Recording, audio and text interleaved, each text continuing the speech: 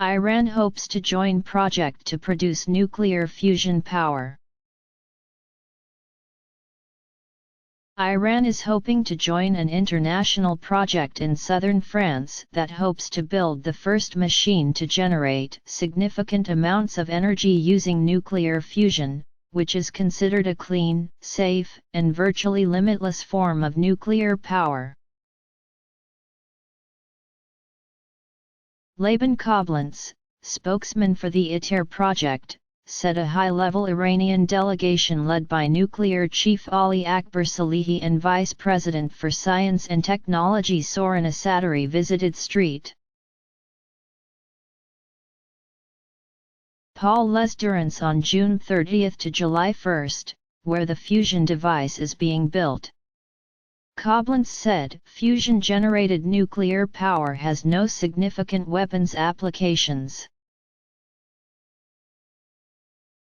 Salehi was quoted by the Mehr news agency as telling reporters on Wednesday that during the visit we discussed possibilities of Iran's joining to ITER, and the other members welcomed a prospective Iran membership. Nuclear fusion, which joins atoms together, is the process that powers the sun and stars, and harnessing fusion's power is the goal of ITER, according to its website.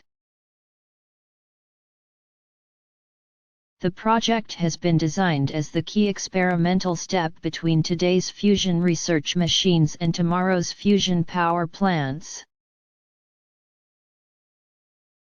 Koblentz said in a telephone interview and email exchanges with the Associated Press this week that the six world powers who signed last summer's nuclear deal with Iran to rein in its nuclear program, the U.S.,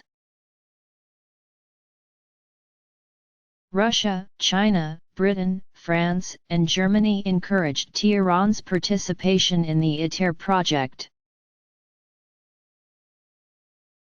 The six powers believe that Iran wanted to use its nuclear reactors, which are based on fission where atoms are split to produce uranium for nuclear weapons, which Tehran denies.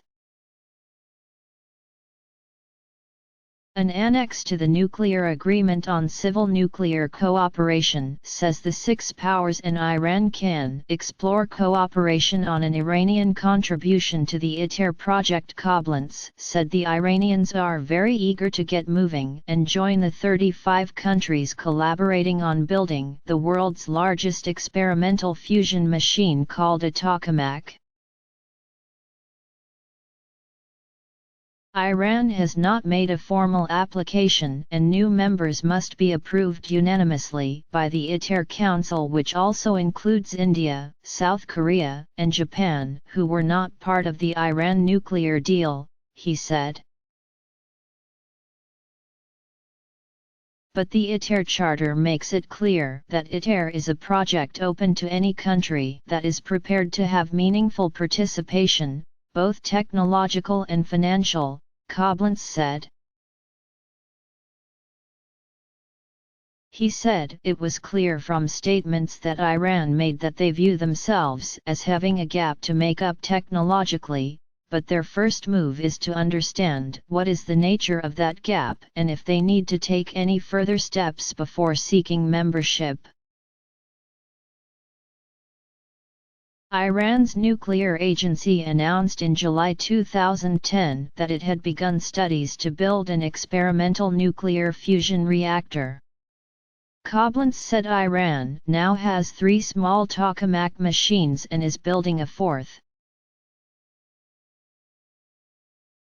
It also has about 100 plasma physicists and about 150 scientists with doctorates in fields related to nuclear fusion, so they clearly have a serious academic program, he said.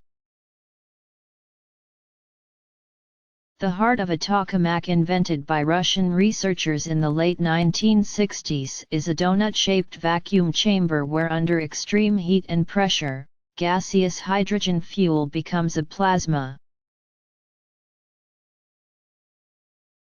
That plasma is where hydrogen atoms can be fused to produce energy, and the particles can be controlled by massive magnetic coils placed around the chamber. The ITER project's goal is to produce the world's largest tokamak, which can produce 500 megawatts of fusion power, far more than a European tokamak that holds the current record of 16 megawatts of fusion power. Koblenz said the best technically achievable schedule for making the ITER tokamak fully functional is 2025.